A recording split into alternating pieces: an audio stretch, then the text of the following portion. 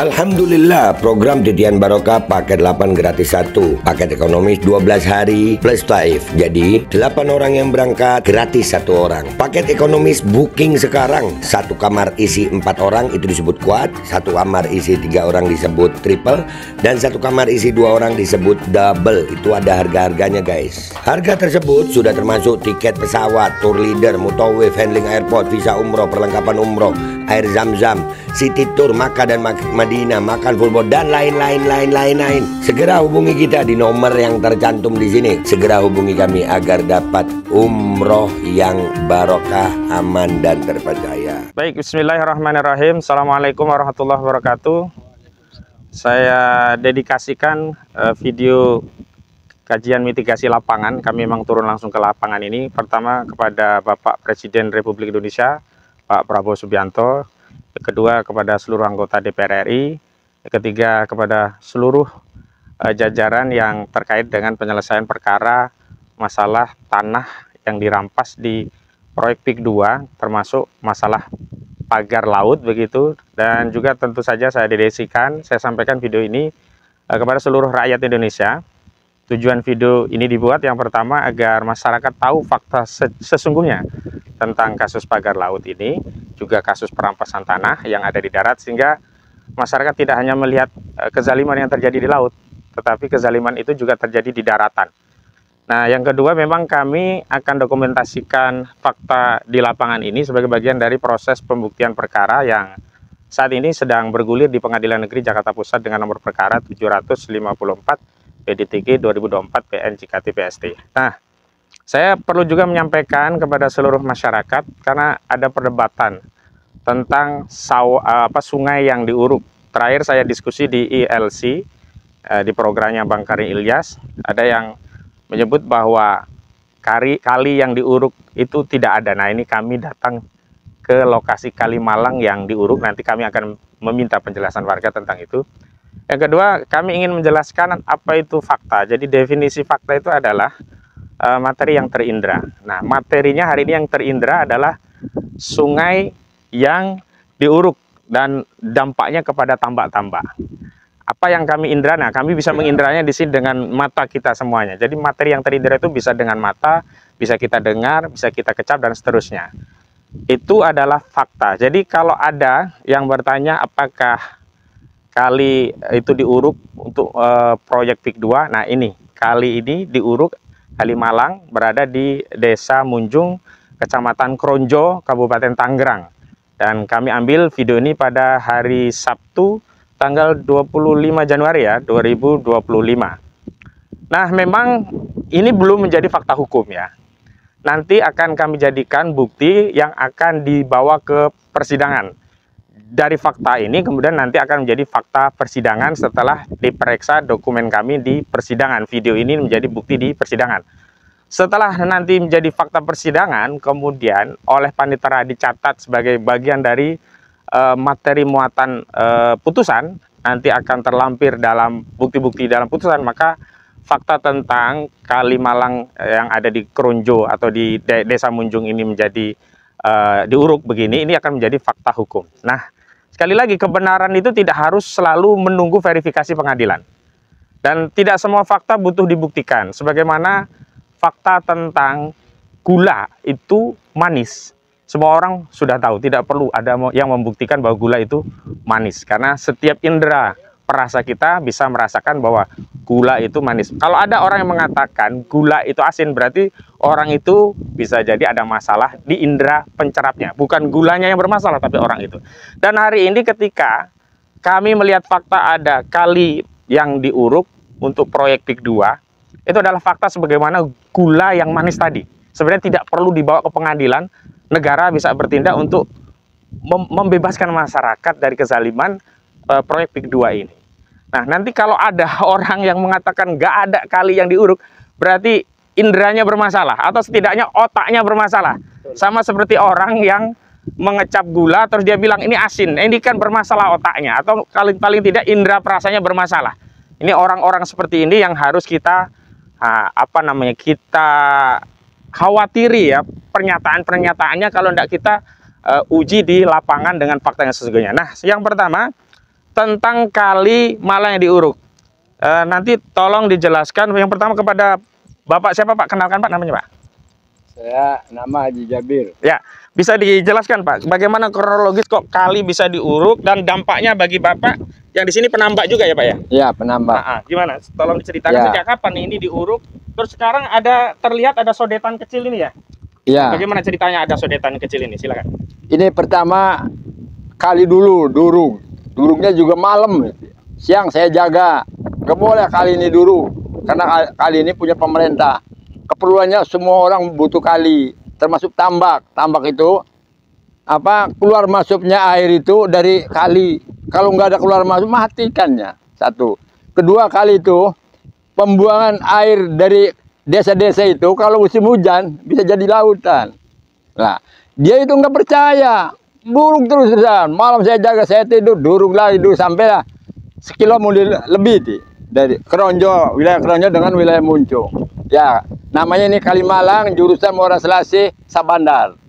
Terus orang kampung ngamuk karena tambaknya pada banjir. Terdampak ya? Iya, terdampak. Ya, ada sungai kecil ini, ada 3. Keronjo, Muncung 2. Yang duruk itu sekarang dibongkar tuh, kelihatan tuh ya. Bongkar kemarin baru ini. Kali sungai Kali Malangnya itu selebar apa sebelumnya, sebelum ada aliran kecil? Sungai Kali Malang itu bukan sungai buatan. Saya dengar di TV apa di mana, sungai buatan. Kalau itu Kali Malang Bekasi itu. Itu Bekasi yang buat di sini nih. Pemerintah ini belum pernah membangun atau bikin Kali Malang dari zaman Belanda. Saya aja nggak tahu bikinnya. Lebarnya 20 meter. Ya, 20 meter. Seharusnya menurut saya pemerintah kewajiban setiap 10 tahun sungai yang dangkal-dangkal itu kewajiban dikeruk. Bukan malah ditimbun. Ya, ini mah datang ditimbun. Duruk. Nangis saya. Saya ini petani. Saya bukan orang pemerintah, bukan orang politik, bukan orang partai. Petani, kerjanya tani, ngurus anak, ngajar ngaji doang. Nggak ada urusannya. Saya belum pernah jadi pangkat.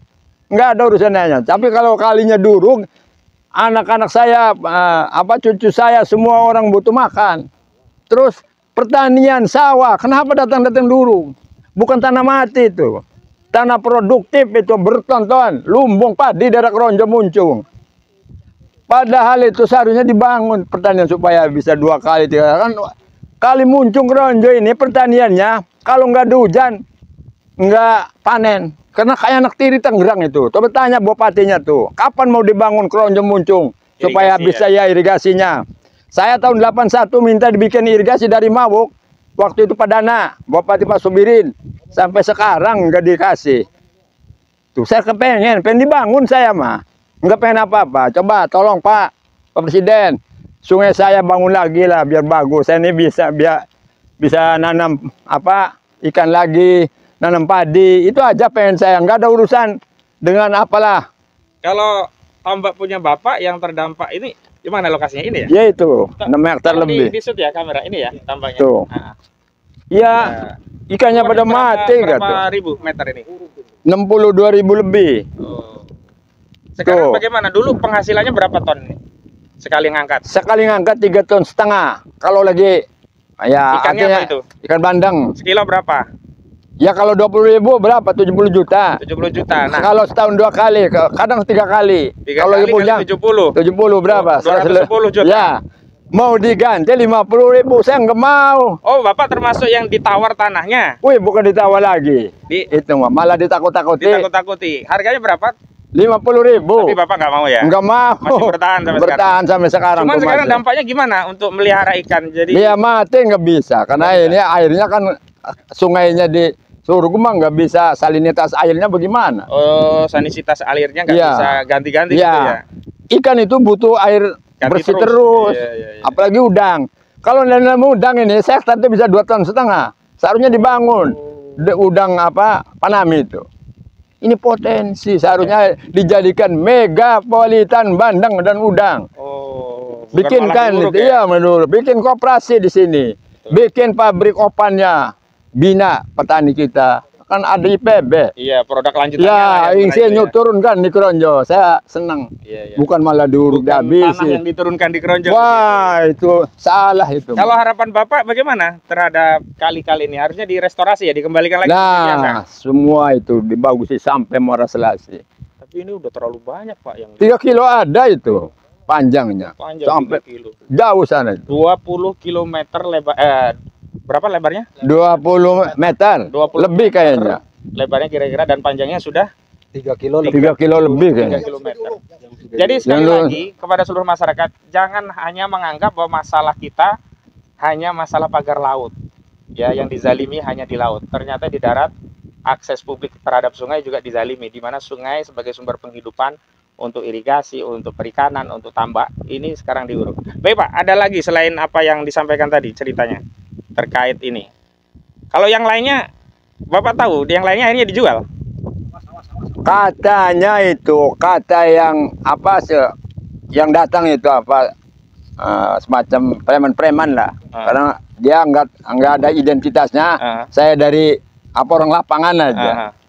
Semua keronjemunnya udah diserahkan di DP nih, tinggal Pak Haji doang. Jadi kalau Pak Haji nggak jual, nanti ini dikurung, Pak Haji ditanya mau masuknya kemana, ditaruh dia sebodoh amat, tetap punya saya nggak takut lah.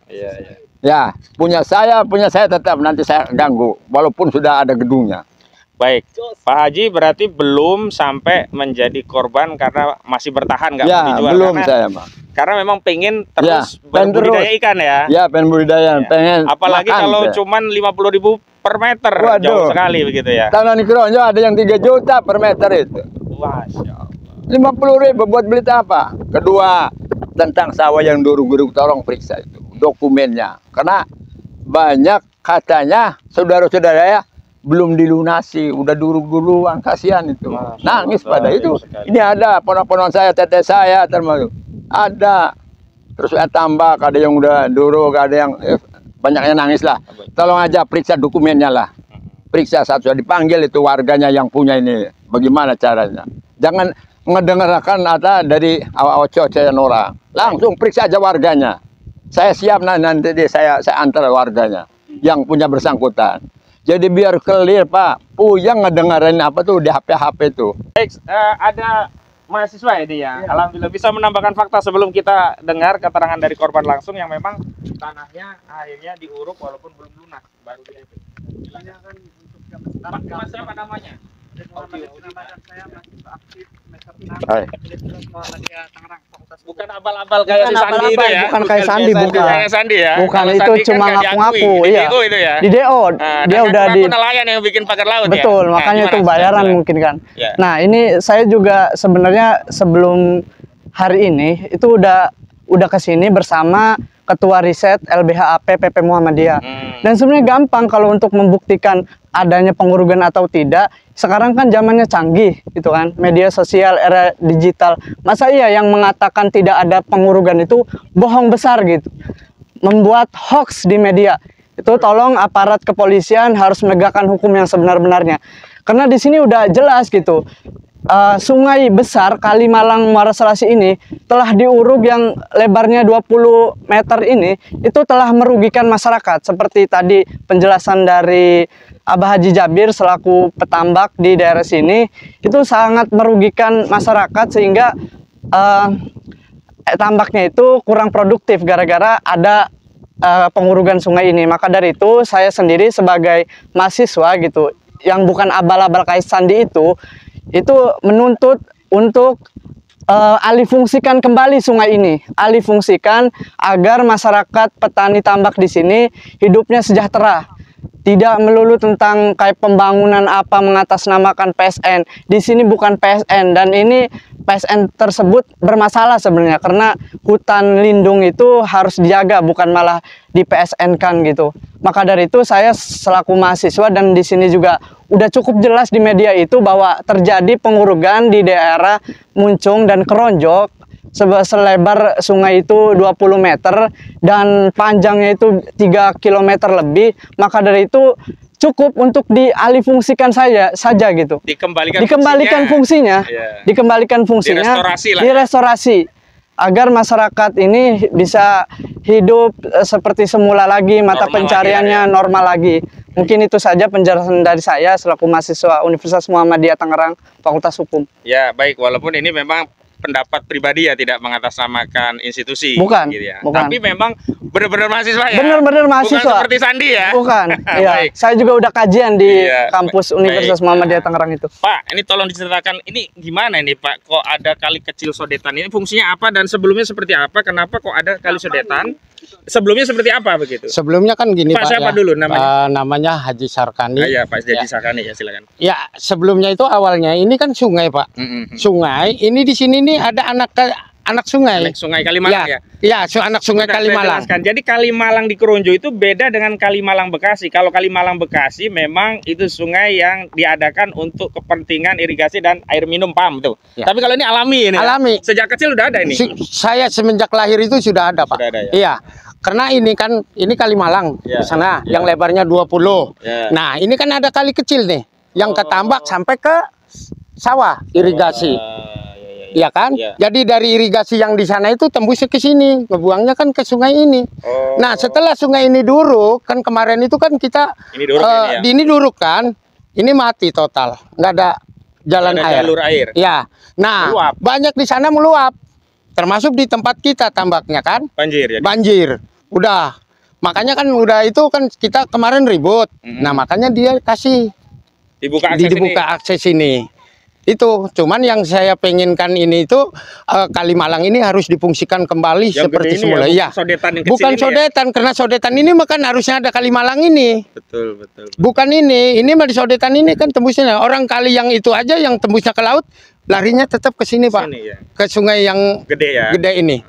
Itu, Pak. Baik. Harapannya ini dikembalikan fungsinya tadi sama ya. Saya minta itu dikembalikan fungsinya kembali seperti semula. Baik, terima kasih Pak Itu Haji. aja, Ada yang mau terima kasih. ditambahkan? Udah cukup. Ya, makasih Pak Haji. Nah, terakhir Pak siapa Pak? Herudin. Nah, Pak Khairudin ini justru yang menjadi korban langsung, tanahnya belum lunas, baru DDP tapi sudah bisa diceritakan Pak. Awalnya bagaimana? Apakah sempat ada penawaran atau tahu-tahu tanah tadi sawahnya tahu-tahu diuruk begitu? Kalau saya tanah sawah saya di Munjung itu kan buat jalan proyek masuk urugan masuk. Itu Lurus aja nggak apa-apa Pak. awalnya itu sawah sedang ditanami padi, tapi tiba-tiba diuruk tanpa izin, tanpa permisi dan belum dijual. Nah, setelah tanah itu diuruk, baru kita urus ke kepala desa dan akhirnya dibayar 50%. Sampai sekarang sudah 6 bulan lebih itu belum dibayar, Pak. Belum lunas. Berapa harga per meter dari 50? 50.000. Oh, jadi benar 50.000 per meter. Ya? Jadi luas tanahnya 2 petak itu ada 6.000 meter persegi. Oh. Jadi 1 hektar ya. hampir 1 hektar dan sampai sekarang itu belum dibayar lunas, baru 50%. Yang bayar waktu itu dari pihak desa ya berarti? Dari pihak desa. Nggak langsung dari perusahaan nggak ya? Bukan. Ada transaksi tertulis waktu itu, ada telah dibayar sekian, kurangnya kapan gitu, nggak ada nggak? Nggak ada. Jadi lisan doang? Ya, lisan doang. Bapak transaksi begitu lisan aja dengan mereka? Iya. Masalah. Nah, pertanyaan selanjutnya Pak, itu sawah, ya silakan Pak. Nggak apa-apa, lanjut ya. Bapak mau lewat nggak apa-apa Pak, silakan dulu Pak. Nanti bisa diedit, dipotong sebentar Kak. Ya aman. Oke, umumnya Pak, kalau di sini berapa sih per meter? Kita lihat NJOP dulu, NJOP berapa? NJOP waktu itu sempat 103.000 Pak. 103.000. Ya, Ya. pemirsa, NJOP 103.000 dibeli harga 50.000, itu pun bukan karena kerodan, dan umumnya harga jual pasar itu bisa 2 sampai 3 kali lipat NJOP. Baik, lanjut. Nah, sekarang posisinya masih ditagih terus atau enggak?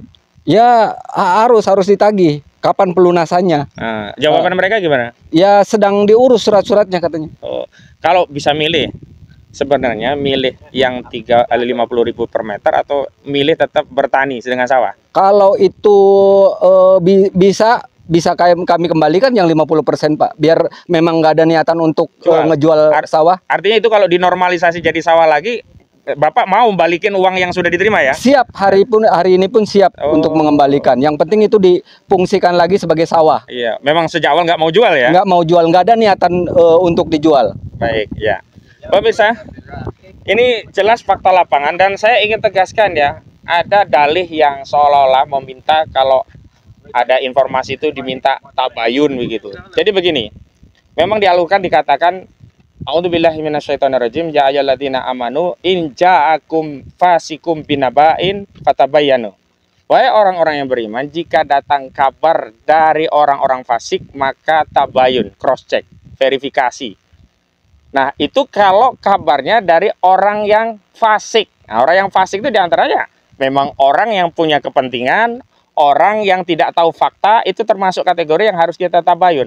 Sementara informasi dari bapak-bapak ini bukan orang fasik, mereka pelaku, mereka yang menjadi korban. Jadi informasi yang seperti ini kami tidak perlu cross check ke Agung Sedayu. Agung Sedayu, apakah benar ada sawah yang diuruk? Nggak perlu kami ke Agung Sedayu, nggak perlu kami ke PIK 2, karena faktanya sudah ada. Jadi nggak benar kalau kita ada informasi suruh tabayun. Jangan-jangan suruh tabayun mau disuap oleh mereka, begitu datang, udah diam aja, nanti ini ada duit. Nggak begitu konsep tabayun dalam Islam. In ja'akum fasikun binaba'in fatabayanu. Justru hari ini seluruh masyarakat harus cross check kalau ada informasi dari kelompok PIK 2, siapapun. Kenapa? Karena banyak kabar-kabar fasik dari mereka yang terbukti bohong. Misalnya Abu Janda yang katanya nelayan, ya, yang katanya pasang pagar untuk kepentingan nelayan, ternyata bohong. Misalnya si Sandi yang katanya mahasiswa, ternyata DO. Nah, orang-orang seperti itu yang harus kita perhatikan, cross check. Lah kalau ini orang-orang yang jujur, memang menjadi petani, memang menjadi petambak, memang yang jadi korban, nggak perlu kami, kalau kami tabayun ya kepada beliau, apa benar Pak menjadi korban, apa benar sawahnya diuruk, atau apa benar ini ada kali diuruk. Jadi kami nggak perlu tabayun kepada Agung Sedayu, nggak perlu kami tabayun kepada Aguan. Justru Aguan yang harus tanggung jawab, Antoni Salib yang harus tanggung jawab. Kalian jangan hanya ambil cuan untung besar dari proyek bisnis properti, tapi asas produksi properti kalian ambil dengan menindas rakyat. Ini tanah-tanah ini milik rakyat. Kalau tidak ridho, maka kalian harus mengembalikan tanah itu. Enak saja kalian ya, beli 50.000 dijual menjadi 30 juta per meter. Dan ini Pak Prabowo, faktanya seperti ini Pak Prabowo, rakyatmu Pak Prabowo. Ini bukan rakyat saya, ini bukan rakyatnya Anies Baswedan, bukan rakyatnya Ganjar Pranowo. Hari ini seluruh rakyat Indonesia menjadi rakyatmu Pak Prabowo Subianto. Hadirlah melindungi rakyatmu, bukan hanya yang di laut, tapi yang di darat. Hadirlah untuk mengembalikan keadilan agar tegak di Republik yang kita cintai ini. Dan saya ingatkan kepada seluruh masyarakat, termasuk khususnya kepada aparat penegak hukum, ini saksi-saksi, bagian dari upaya kami untuk bahan cross check di pengadilan. Jadi tidak boleh ada yang dipersoalkan secara hukum, karena ini adalah bagian dari kegiatan pro justisia dalam rangka membuktikan perkara nomor 754 PDTK garing PNJKTPST. Jadi bapak-bapak, ya apa yang bapak-bapak sampaikan tadi benar-benar fakta, nggak usah khawatir, nggak usah takut. Nggak akan bisa dipidana. Karena apa? Yang bisa dipidana itu adalah hanya penjahat. Nggak mungkin orang yang membela haknya kok dipidana. Keliru itu. Baik, itu saja. Ada tambahan mungkin? Harapan?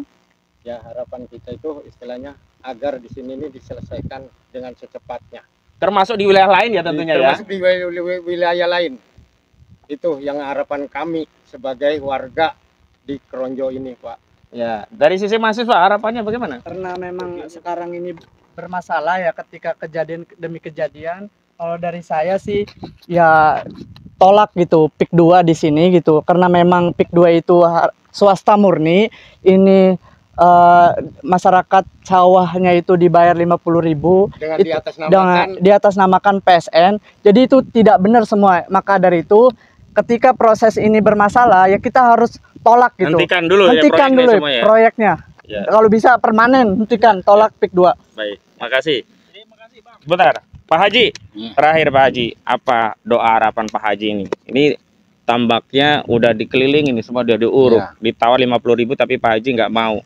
Harapan Pak Haji kepada pemerintah apa?